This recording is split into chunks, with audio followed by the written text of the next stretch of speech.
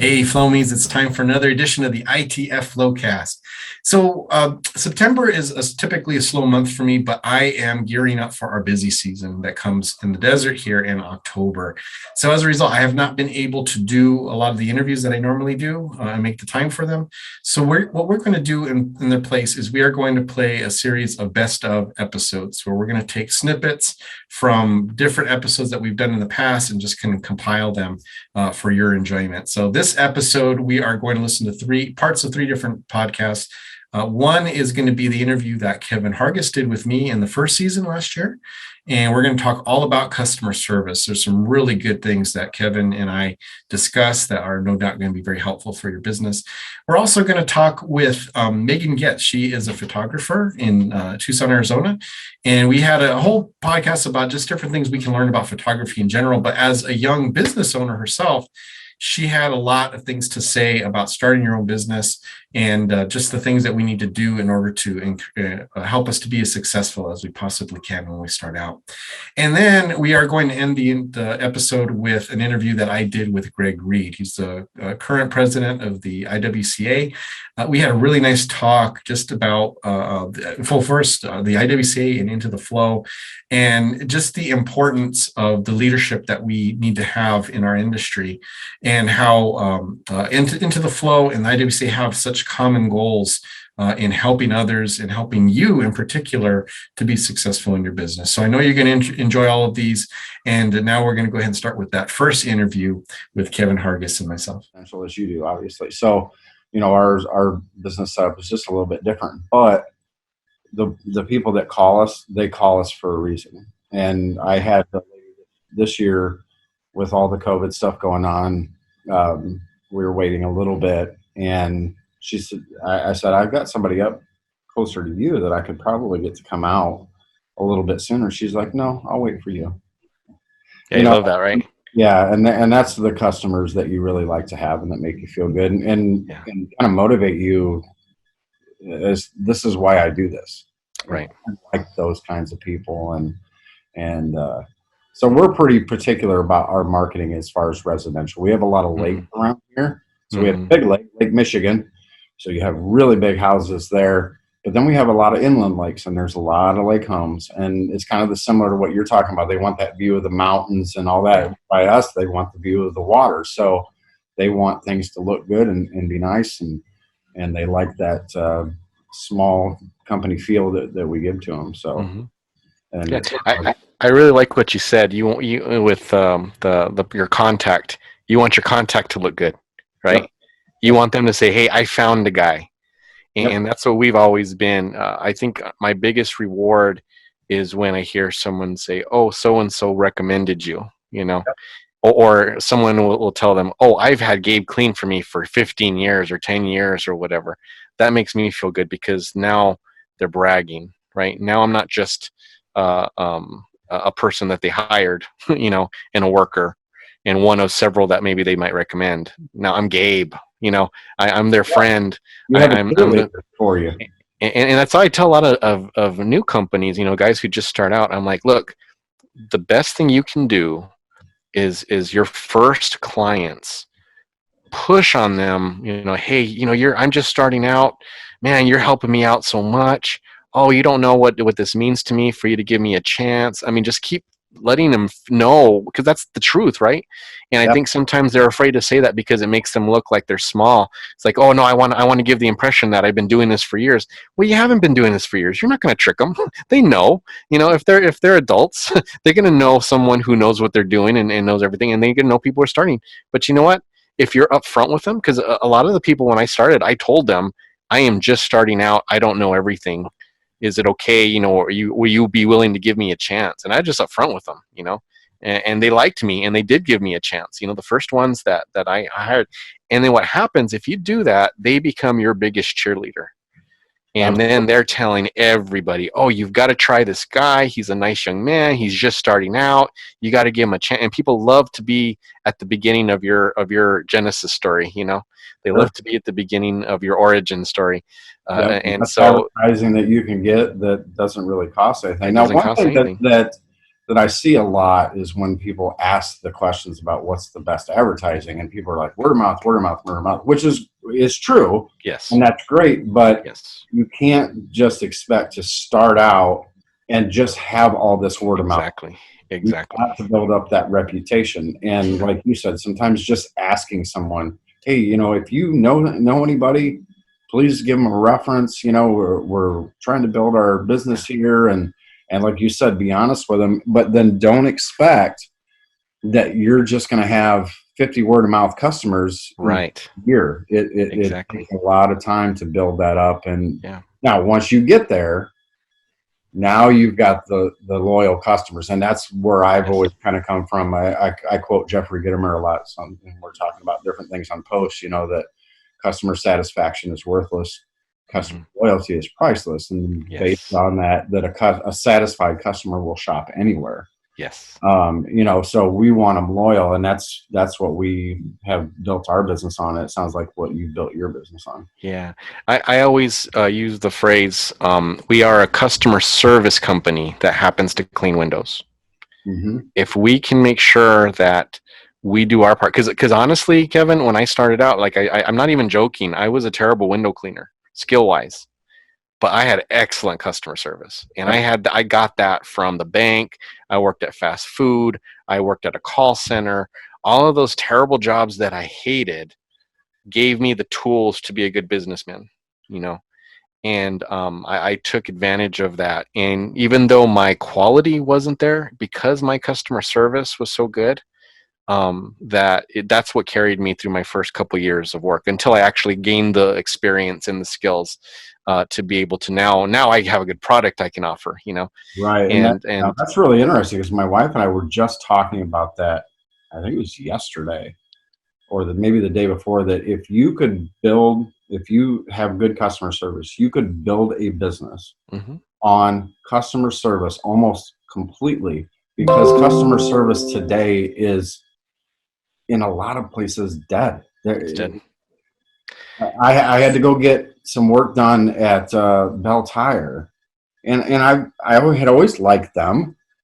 They did good work, and the last time I went in, my wife had went in with their daughter, and they were like, this guy is kind of off. And so then I'm like, well, maybe somebody's having a bad day. I go in. I felt like they didn't even want my business. No.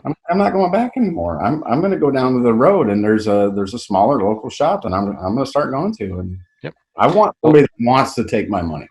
Well, Kevin, I mean, that's why, I think when I talked with Jimmy, I'd mentioned some of the changes I made. I changed banks, and it was because of that. Once this COVID thing happened and I really needed a PPP loan, do you think I could get a hold of someone at Wells Fargo? No. I did everything that they asked. I did everything I could online.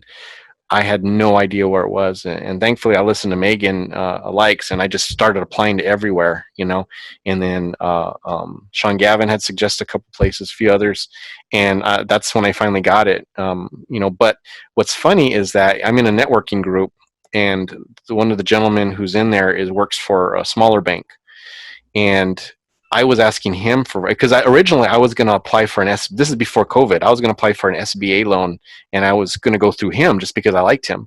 Mm-hmm. And when COVID happened, they're like, look, I'm sorry, we're throwing this aside because we're going to be overwhelmed with PPP loans real shortly. And so we can't focus on this, right? Which I understood. And plus they were only going to take current customers, and I was not a current customer.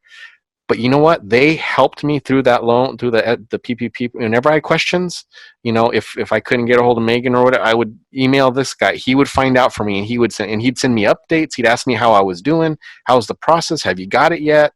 Because he wanted me to get it.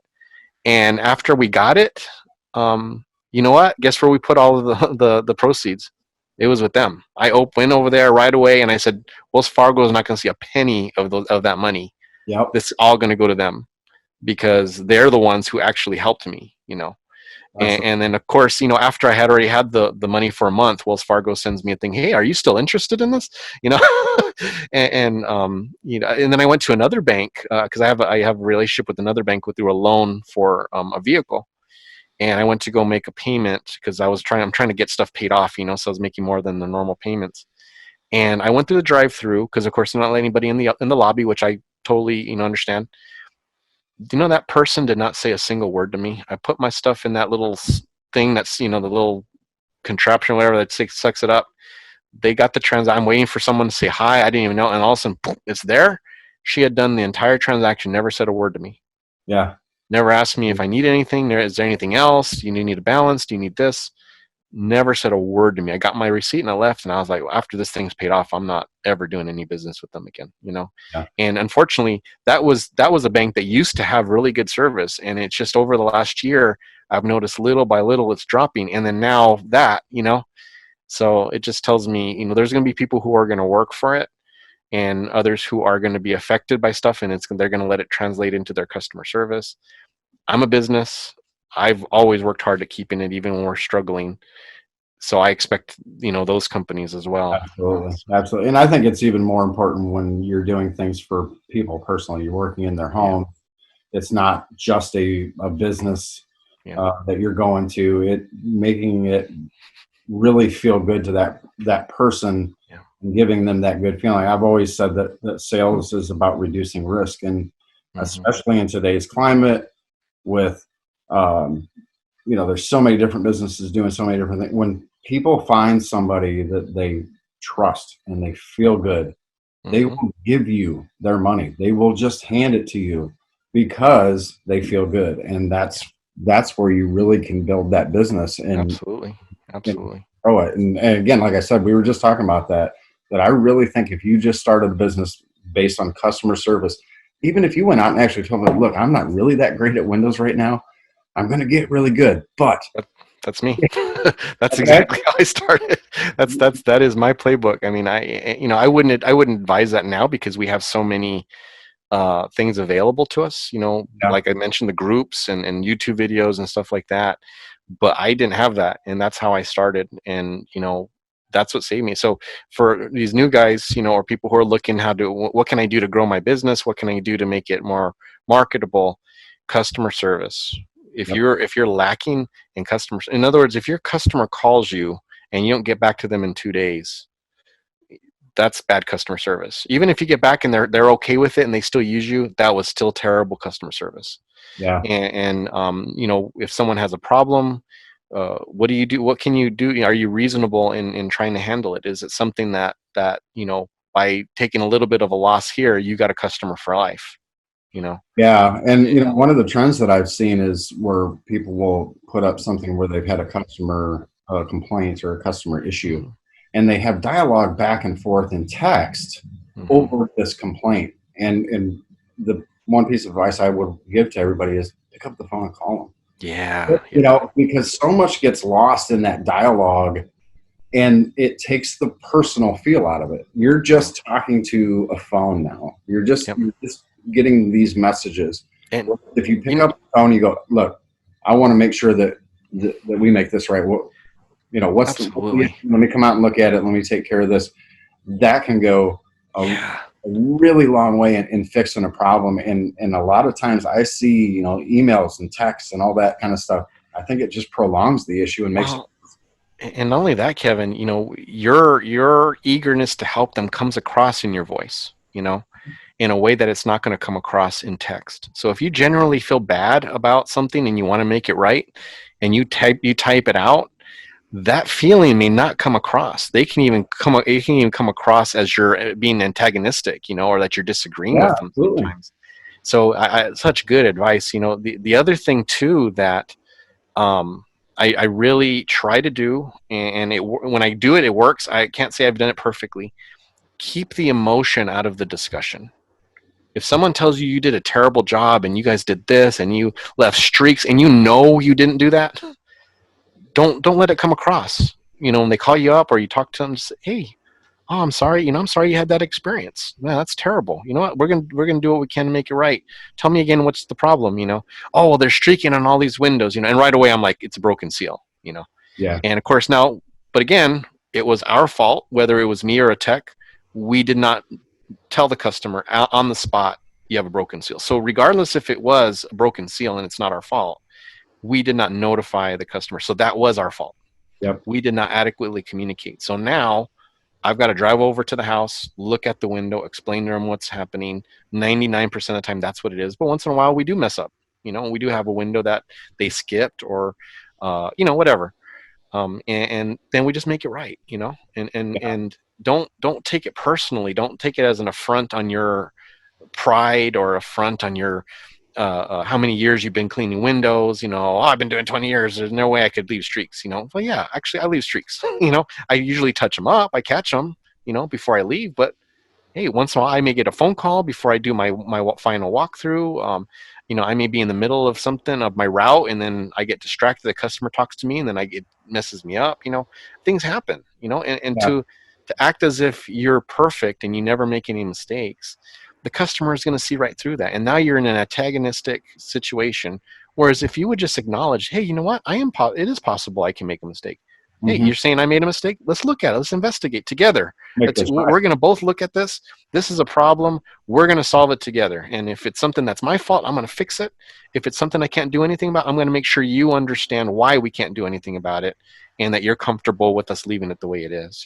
Yeah, the last And thing you want to do is tell a customer something that makes them feel as though their problem is unimportant to you. yes, If you come back and say, "Well, I've never had that problem anywhere else, or my other customers have never said anything like that." Well, then you're taking it all out of the personal feeling for them. Like, oh, so you're telling me that I'm stupid, or you're telling me that I'm wrong? Well, wait a minute, but I see something. I'm not happy with something, and like you said, validating that feeling to the customer. Say, oh, that's horrible. I'm going to come out and look at it. I want to make sure that we make this right, whatever we have to do. And then whatever that takes, again, that's where you get the loyal customers. Yeah. I go back to a study that Marriott did a number of years ago where they put their customers into 3 categories. Stayed, had no problems. Stayed, had problems, but they were fixed to the customer satisfaction, and stayed, had problems, and they weren't fixed to the customer satisfaction. And then they charted out the return rates for all 3 of those groups, and the highest rate of return, the loyalty, the biggest loyalty, was in that middle group. Yep. It wasn't that you had to be perfect. It was just fixing the problem to make the customer feel it. Yeah, absolutely. Yep. Yep. 100%.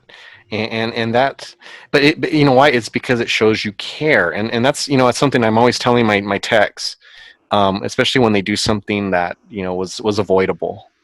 And, I'm talking to them like, look, I just need you guys to care. And they're like, Gabe, we care about our jobs. I'm like, no. I know you care about keeping your job. That's not what I'm asking you to care about. I'm asking you to care about something enough to think about it twice, because so many window cleaners, they think of the action of cleaning as the job. So I've run my squeegee over this. That means I've done the job, and then they walk away from it. No, the job is the customer happy with that window? Did you really clean that window? Because if you did the action and it really does not result in a true clean window, then you're not done. That's caring, making sure that you care that whatever service you offered, it's according to what you promised the customer they would have.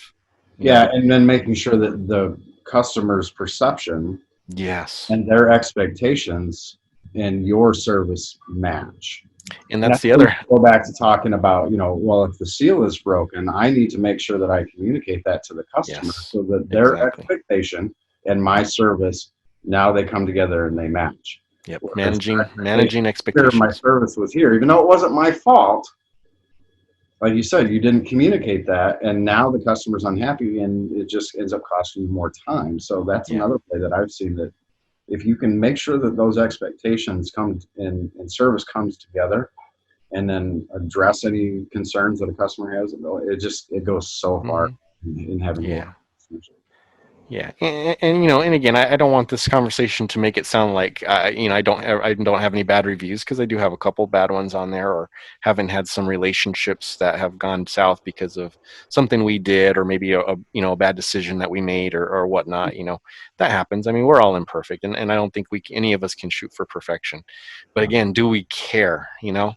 And again, that goes back to my philosophy, because if it's just about money, you're not going to want to spend the extra time to make sure your customer's happy. You're just going to view them as, oh, well, we lost them. Okay, on to the next customer. Yeah, because you're looking at, oh, we've been here 2 hours and I'm only making this much on the job, and Yes. I got to get out of here. Well, exactly. that's when things start having issues. And that snowballs, and that's what I don't think people understand. They just view this person as one customer that they lost, when a couple things. One, they're going to tell all their friends about their bad experience, right? So you've lost all of those customers. Number two, this could be the first syndrome of a larger problem of you not doing what you're supposed to do as a business owner and as a window cleaner, and you're getting sloppy. And that's why the customer was. So rather than being proud and saying, oh, well, that's the customer, they're just acting ridiculous, you have to kind of self-analyze and say, okay, am I doing something that's getting these customers upset? Am I doing something that I need to improve? Because if you don't address it, then it's the longer you carry on that bad habit or that tendency or whatever it is, it's going to affect your business down the road. And a lot of window cleaners I know who've been in business for 5-10 years, they're in that perpetual loop of, I've always got to get new customers. I've always got to get new ones. And I had this one guy who had a business in an area close to mine, and he was selling these packages. But what would happen, and the business model was fine, it made sense. But what would happen is that when he got low on money, he would start throwing out these buy one, get one free deals. And he would start, we're going to throw in these extra 2 cleanings if you buy a 4 cleaning package. And he get himself in a hole, Mm-hmm. But it's why? Because the customers weren't happy. They weren't calling them back to renew, and he had to get new customers to fill that spot. Yeah. And why? Because he had terrible customer service. He had really bad customers. And, but again, that's that cycle that you can get trapped in if you're not careful, and you will not be able to see if you're too prideful. If you got too much pride and you're not willing to look at yourself honestly and make the adjustments, those are the problems. It's going to affect your business. Yeah. And I have to say that over the years, I've learned the most from the pickiest and most demanding customers. Yeah. Because they force you to take a look at something from a different standpoint. Yes. Where, again, you think, hey, I got this down. I'm doing this perfect. Mm-hmm. And then you get a customer that questions you. And at first you're like, well, wait a minute. But then if you really sit back and look at, okay, explain what you see, and then you get their complaint, or you get the information from them, you sit back and you look at it and you go, yeah, I think I might need to change something here a little bit, because I can kind of see where this would be an issue. And that's where the business, like I said, that's where I've learned the most, is from those picky customers, the demanding people that demand more of you. That's where you're going to grow, in not just in the business, but personally in your ability to give good customer service and to deal with customers. You're just going to continually grow when you have demanding customers like that. Oh, you're so right, Kevin. Again, that goes to not being too prideful, right? Because whether, let's say someone is like the worst customer and they're picky and they're unreasonable, and you're trying to do your best to help them, and you just cannot make them happy. Out of all the garbage that may be in there, there's going to be some bit of information that you can actually use. Yep. And if you're prideful, you've just disregarded everything that they've said, and you said, you know what, this person's, they're bad, they're terrible, I'm glad I'm rid of them. But if you can just be a little humble and listen to what they say, and then filter out the stuff that is, unreasonable, but find the little bit that actually can add value to your business, and you take that's going to be so beneficial. I'll just give you one for instance of one. Because in Arizona we don't really have wood floors, so we don't really deal with wood floors at all. I mean, there's some, obviously, but majority is tile, because we have so much dirt. You want something that's easy to take care of. We have carpet here. We really don't like your whole house carpeted, because dirt and rocks are going to get in there. You're going to be vacuuming all the time. So a lot of people have tile, and that's what I really grew up, or started when I started my business having. But then as I started getting the higher end customers, they would have wood floors. And at the beginning, I wasn't using drop cloths on the wood floors, and no one said anything to me. I probably did it for a couple of years. And then I had this one really picky customer, and she was very, very uppity, just, I was the help, one of those people, and just really looked down on me and just really thought nothing of me. Not friendly, annoyed at everything. I was too noisy. I was, this and that. But she scolded me because I didn't use a drop cloth on her wood floors. Now, I just didn't know. Again, I had no YouTube. I had nothing, no knowledge of that. I just didn't know. And I said, I'm sorry. And she's like, why aren't you using drop? Don't you know that water can ruin wood? And I said, no, I didn't. How could you be a window cleaner? You know, she just totally just went off on me. But I was like, she's yelling at me, and I'm thinking, holy cow, I'm supposed to use drop cloths on wood floors? I really needed to know that. I had no idea, you know? And since then, that is our policy. That is the company policy. Since then, we only, if we have any wood floor, drop cloths. Yep. That's it. Doesn't matter if they're paying for the bottom line package, you know, we use drop, and it's just because I don't want to cause any damage, you know? And, yeah, that terrible customer who never used me again gave me a bit of advice that, man, now, you know, we use it automatically, and, you know, customers will comment, oh, thank you so much for using drop cloth on my wood floors. Yeah, window cleaners should know that, right? You know? Who knows? It could have ended up saving you thousands of dollars. But, you know, it's just like there's so much information that is given to us from our customers if we're just willing to listen, if we're not too proud. If we just, you know, is this, you know, that's why I always ask myself when someone tells me something, is this reasonable? If it's reasonable, no matter if they're being a jerk about it, I should listen and I should address it, you know? And it's just being able to self-analyze and kind of look at your how you're running your company, and have that little bit of humility can save you, like you mentioned, save you money, save you time, and then sometimes salvage a relationship with the customer that otherwise you would have lost, you know? If they see that you care and don't overreact to how they react. Because, you know, people who do that, they're used to other people getting mad at them, you know, because they know they go over the line, and then they're waiting for you to react the way everybody else does. And when you can react calmly, man, they appreciate it. You know, I've got a few customers like that I'll be like the poor guy, I'll come like, oh man, they're terrible, aren't they? I'm like, no, they're pretty nice to me. But I know it's because since I responded calmly and unemotionally, they appreciated that, and now they kind of treat me special. Yep. Because they appreciated that I let them off the hook because they knew that they overreacted, you know? Yeah.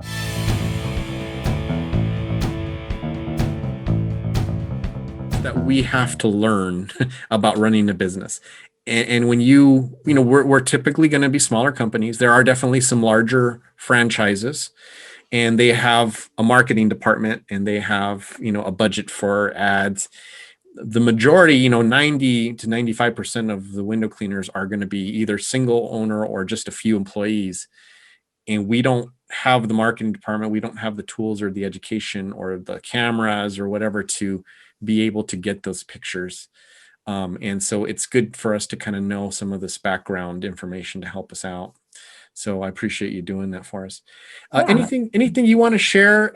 Because I one of the, you know, I want to talk to you about the photography stuff, but also again, just the challenges of being a young person and being your own business owner.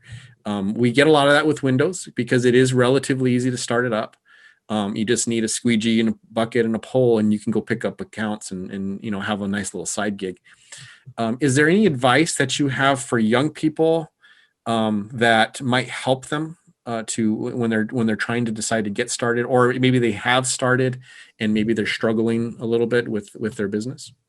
Yeah, I mean, that's definitely something I had to overcome too. And in the photography industry, it's common to have young photographers too. A lot of us will start our businesses when we're like 19 or 20 years old. And obviously at that point in time, you don't really feel like you know much. Like, you know, you're not as experienced as someone who's been doing this for a long time. So one of the things that has really helped me, especially this last year, is investing in your education about how to run a business. Like, a lot of what can hold you back is fear about not really knowing how to run a business efficiently, and then taking a lot of time experimenting to see what works and what doesn't. And in a business, you have to do that anyway. You have to find out what works and what doesn't. But one of the biggest things that has helped me and actually instilled a lot more confidence in me to be able to promote my business is just knowing how to run things behind the scenes.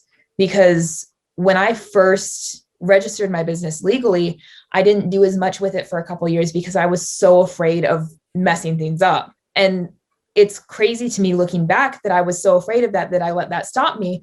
But that is one of the things that really stood in my way. And once I invested in learning how to run the business side of things, then that started getting better and better. And I was less afraid of putting myself out there more because I knew more about what I was doing. So that investing in your education and learning how to run your business behind the scenes is huge for me. And I think that helps a lot of small business owners too. Thank you for saying that, because that's one of the primary missions of ITF, of Into the Flow, is promoting of business education, and very few of us in the window cleaning community have actually gone to college, have got a business degree. There are some who have, and they started the company with the express purpose of, hey, I've got this education. I don't really know a lot about windows, but I know how to run a business, and I think this is a niche in my area that needs to be filled, that I can do well with, But vastly, the most of it is, man, I lost my job, or I was helping a buddy and it looks like it's good money and it's fun. I'm just going to start my business, and the good ones grow, and the good ones can't help but grow, even if they don't do any marketing, even if they don't promote their business. And so, like you said, now all of a sudden they've got a business. They may not have intended it to be. And now they've got taxes that they got to deal with. They've got licenses they've got to deal with. If they hire, then they've got OSHA restrictions they got to deal with, training, workers' comp, and all of this stuff. I mean, I ran my business probably 14, 15 years before I really addressed those things. And so, like you said, I was, treading water a lot, and I was not, I don't want to say hemorrhaging money, but I was certainly not as profitable as I should have, just because I didn't know what I didn't know. Mm-hmm. And so promoting of education through, we have the IWCA, which is the International Window Cleaning Association. They have a lot of, in fact, right now there's a big convention in Orlando where they have classes, they have safety training certifications, networking with people who know, talking with businesses who run software and other things to help run your business more efficiently. And I mean, I never knew any of that my first, few years. I never even investigated it. And so now that in these last, 5 years or so that I've actually done that, I've saved myself so many headaches because of just knowing, so good advice for young people. Just get the education, and again, nothing wrong with just starting something up. There's a lot to be said about being adventurous and being brave and just going out and seeing what you can do. But once you take the leap, then be responsible and get the education, that you need. And you don't have to go to a 4-year college. That's the thing. You don't have to invest a lot of money in it. You just be smart and learn the things that you need to learn so that you can run your business good. So yeah. And one other thing too, one of the things that held me back, I was kind of afraid of investing in my business because I was thinking to myself, I don't know if I'm going to make this money back, or at least not make it back easily. And I didn't really start investing in my business other than equipment, of course. I didn't really start investing in it until last year when I started taking these courses. And it has made such a huge difference for me. So if there's anyone out there that's listening to us right now that is young and worried about investing in their business, they don't know if it's the right move, just go for it. Like, don't let that hold you back, because it will pay off. Having that knowledge will give you not only more of a sense of confidence to be able to move your business forward, but it will also pay off. It will get you more jobs. It will set you up so much better in the long run to take that investment now. So let me talk a little bit more about that, because you hit on something that's very, very important. I don't know. I'm trying to choose my words wisely, because I don't want to sound like I'm lumping everybody into one ball, or generalizing.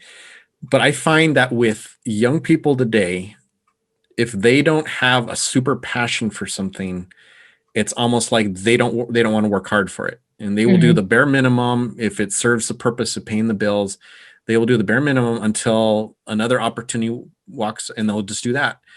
But it's almost like, and I've had even people quit without having another job in line because it wasn't what they wanted to do. They didn't see themselves being a window cleaner, and I'm fine with that. But at the same time, I'm like, yeah, but now you're going, staying with your parents when you could have moved out. And but you're okay with not working and not pulling your doing what you could to help your family. You're okay just kind of hanging there when you could be working while you're looking for that thing that you're passionate about, Yeah. And a lot of the young people I've talked to who are starting their own business, like you said, that investing in the business, they're not 100% sold that this is what they want to do, because they may have like 5 or 6 ideas, which is so foreign to me because I am such a focused person that if I feel like I'm doing this, then that's what I'm doing. And the idea of having 3 or 4 untied threads it's like, oh, I start getting an anxiety attack when I think about that. That if I'm going to do something, I need to have fully invested in it. But I find that with young people, few of them are truly invested in something. So what, as you being a young person, what advice do you give to them to be able to be willing to make that investment, as opposed to kind of just floating around and just kind of not sure of what they want to do? That's a really interesting question, because I'm like you, like I have not had a bunch of different ideas. I mean, I dabbled in things here and there, but I pretty much knew that I wanted to be a photographer. But if you're struggling with having a bunch of ideas and not quite sure what you want to do, or if this is what you want to do forever, honestly, taking the leap and investing with the knowledge that if it doesn't work out, you'll at least have gained something from it. Like you'll have gained this knowledge of how to run a business. And so much of that, even if it's more specialized instruction, so much of that can be transferred to running a different business. So if, say, you want to be a photographer and then you find out later, okay, I actually have more of a passion for videography or graphic design or something like that, you can still take the knowledge and experience that you have running this business and apply it to something else. So don't feel like you have to have everything completely figured out. Like you don't have to have your whole life mapped out to be able to make that decision. Just go into it looking a bit more at the here and now. And that's kind of hard, because I'm a very long-term oriented person too. Like I like to plan out what I'm doing 10 years into the future. But sometimes as business owners, we have to just take a look at what's going to help here and now, and know that in the long term, if you decide you want to do something else, you can also apply it there. But the experience you'll get from investing and learning now will help down the road as well.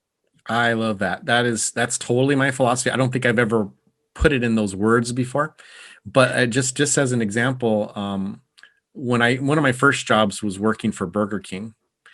And I remember I hated it. I just as anybody, I'm a kid. I wanted to be doing other things after school than going and working in grease. And of course I'm working on the fryers, or I'm sweeping this greasy floor, and it was usually after school. So it was like from, 7 to 10 and I'm tired, and then I got to go home. Anyways, I just hated it. And I was complaining to my dad about it.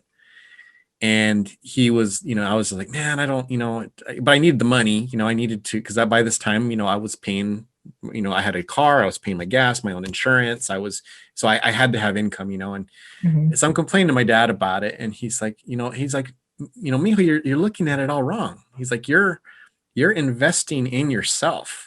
He's like, do you know how valuable it is to know how to work through situations that are unpleasant and to stay the course? He's like, that's what separates the people who are successful from the ones who struggle and will never get ahead. He's like, because you put your head down, you do the work, you learn to not only get through a difficult job, but benefit from it. He's like, oh man, you're far ahead. He's like, so don't look at it like you're working for Burger King. You're working for yourself. Learn from the job. And I never forgot that. And to this day, like I said, I didn't go to school for business. I never learned business classes or marketing or anything.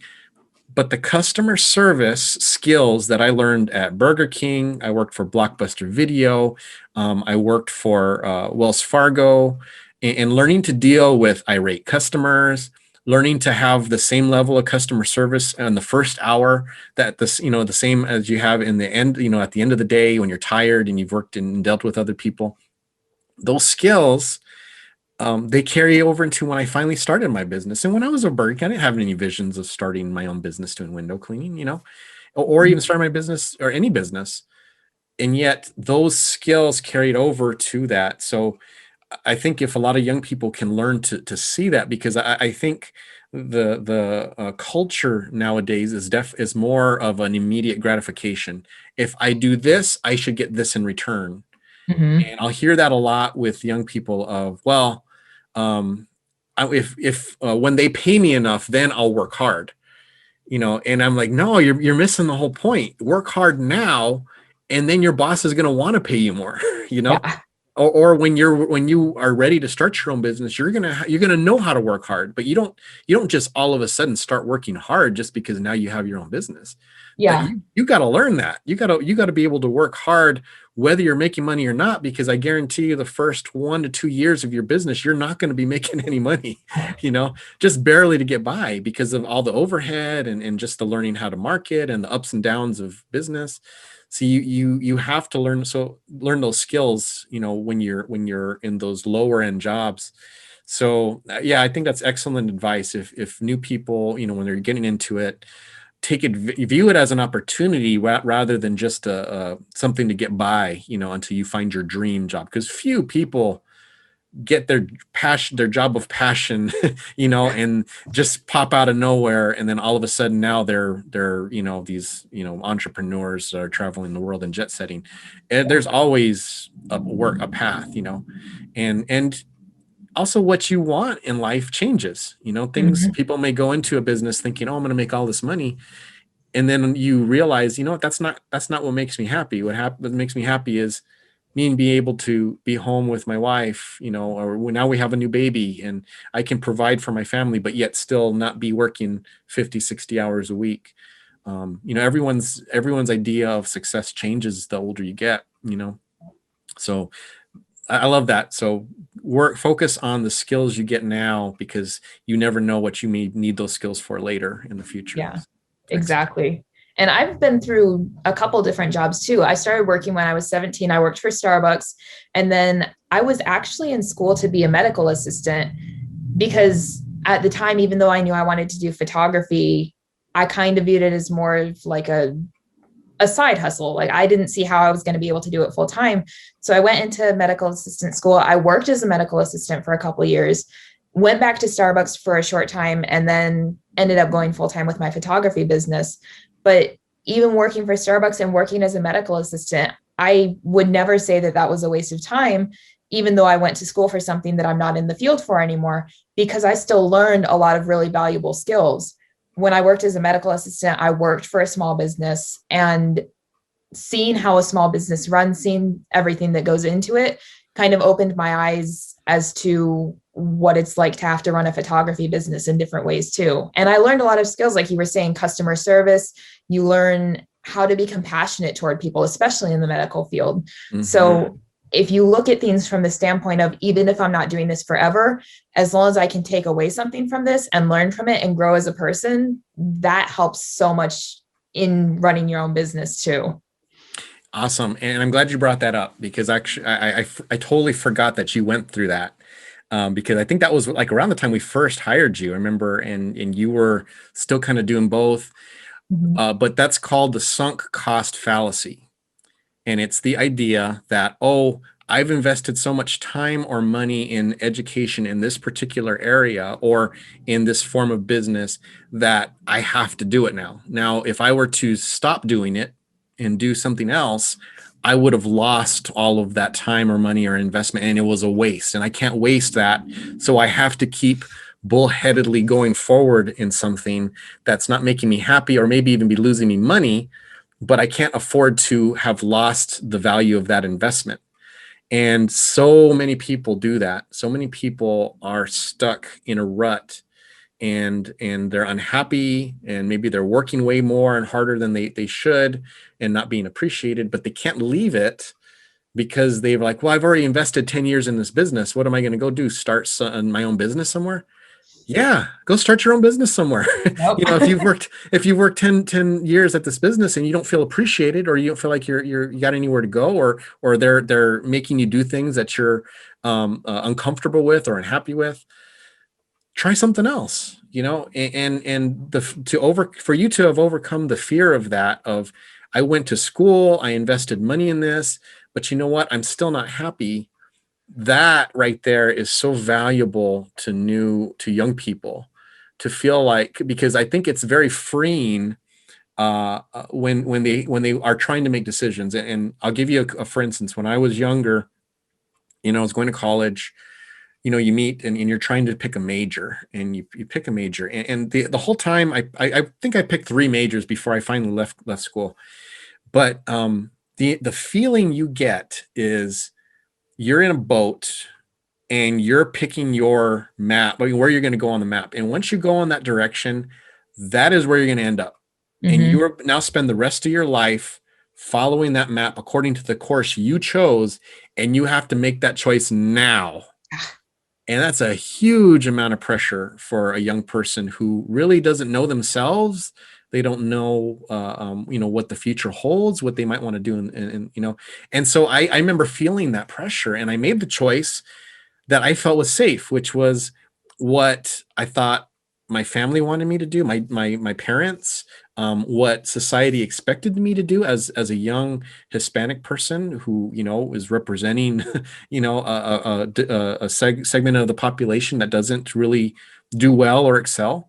And that they're subtle pressures, but they're there, and I made the choice to go into engineering, which I did love. And I don't want to make it sound like I didn't enjoy it. I did like it. It did definitely fit my personality type, but it wasn't where my heart was, and my heart definitely is in helping others and in doing that. And window cleaning allowed me the opportunity to pursue that while at the same time provide for my family, and there's been a lot of other benefits as well, over the years.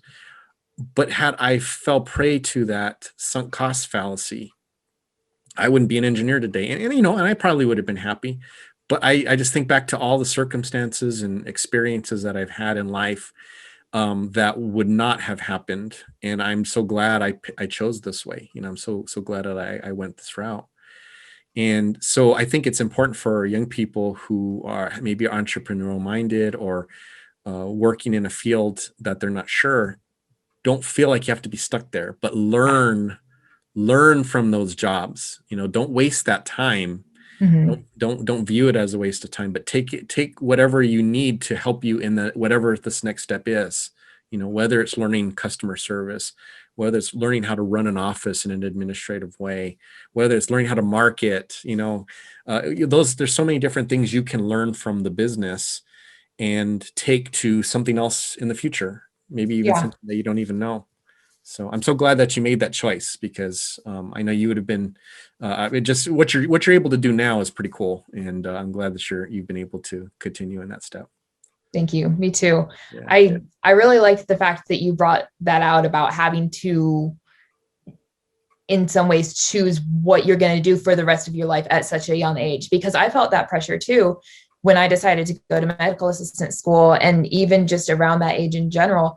I mean, it's happening to kids younger and younger now. You have to choose, okay, this is what you're going to go to college for. This is what you're going to do for the rest of your life. And that's just the way it's going to be. And how are you supposed to know that when you're 17, 18 years old? You don't even know yourself very well yet. You haven't had that much experience to really know what you want to do. Mm-hmm. So you don't need to feel like a failure if you're in this position where you've studied for something and you've gone to school and you've gotten this job and your heart's just not in it anymore. Like, there's no shame in readjusting and figuring out something else you want to do, but taking that experience that you've gotten and putting it into whatever your next step is.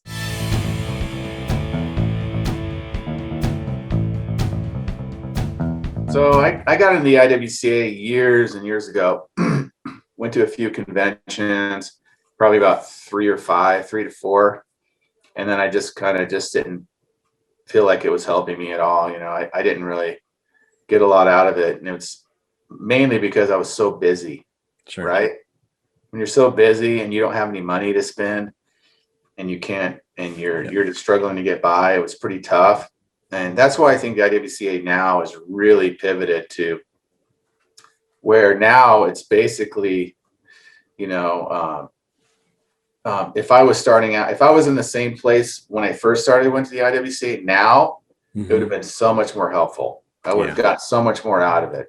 It's more inclusive. It's more, all about taking care of each other. And somebody just said this the other day. Who was that? Oh, I think Henry was talking about the IWCA, and he said that he sees the IWCA now as a brotherhood. Nice. Or sisterhood. You gotta. Yeah. But you know what I'm saying. And that's the way I've wanted it to be ever since I joined the board. Mm-hmm. And I feel like it's finally getting there. And trust me, I'm not taking any credit for that. I think it's been the board in front of me that's done they've done all the heavy lifting. But but it's been really great being a part of the board and just seeing everything change. And we got rid of all the stuff that wasn't really important, and we started making the people and the members that are in the IWCA the important part of who we are, and taking care of them and taking care of their needs, and really just like talking to guys all the time about, hey, how can we help you? Here's how we do it. Maybe with this, can we help you out? So it's become that, and I love that. Yeah. Well, I gotta say, I'm only in my third year of membership, and I've seen the difference just in the 3 years. Just like you said, I think the inclusiveness, the first year I went, it was the Phoenix one. So I just showed up just to do the trade show. Wasn't going to take any classes. I just wanted to see what I had, and I didn't know anybody. I walked in and no one talked to me. I'm just a stranger walking around. I just felt like, oh, well, this is just like I felt like I went to a mall. I went to a window cleaning mall. That's how I felt, and I left, and that was that. And then I went to the San Diego one, convention, and that one was a little bit, I still didn't know too many people, but I definitely felt a lot more camaraderie. That's where I first met Michael Draper. I met Fernando, from Pro Windows. Yeah, he's one of the mods now in ITF. Nando, yeah. The Nandalorian, as we call him. But so now I started kind of making the connections, and then by the time that we went to Georgia, oh man, I mean that was my favorite one so far. I mean, I just felt great. Yeah, I felt even just the atmosphere and the vibe of the convention was different. You could just feel, like you said, that brotherhood feeling, or it was just warmth, and everyone was trying to help each other. You could see people who, when they saw new ones with the tags, they were going up to them and talking to them. And you could it's cool. It's cool to see the growth of the organization just in these few years that I've been in it.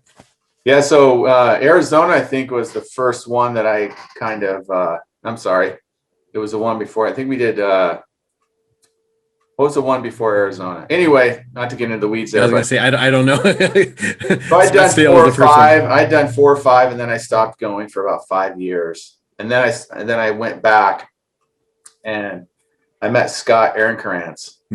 And we really hit it off, and I thought, what a great guy. And he was on the board. So the next year he had mentioned, hey, you have a good thing going where you're at, and we're looking to kind of build the route residential, commercial type stuff. And would you be interested in joining the board? And I said, I don't know. I don't know. I'm not a great, board type. I don't really fit that mold. And he's like, I'll just try it out. Just see what you think. So I was on some of the calls and whatever. And I kind of felt like, I could add a little bit to this. I could add a little bit to that. So I told him, I said, you know what? I'll join the board. I'll give it 3 years and see what happens. Well, the first year, I was kind of struggling along and just started finding places where I could help out and where I could add something. And the next year it just grew, and the next year it grew. And I got to see, like Jason really do a lot of things that were great for the IWCA. And then I saw, Butch, and then and he did, David, and then David and Butch did a lot of heavy lifting, to streamline where we are, where we kind of got rid of our management company, right? That was taking a lot of we were struggling with, because they weren't getting done what we kind of needed them to get done. It's doing amazing things. They just put a glass guide together, which goes in depth on all types of glass surfaces, manufacturing, glass defects. I mean, you name it, it's all, and that's coming out really soon. They've been working really hard on that. Sheila's been heading that up, and Kurt, and they've done a really good job with that, you know. And then you have the social media committee with Peter leading that. Peter's doing really good. Yeah. Peter's amazing, right? So he's doing a really good job with that. Scott's always there adding things to everything. He's great.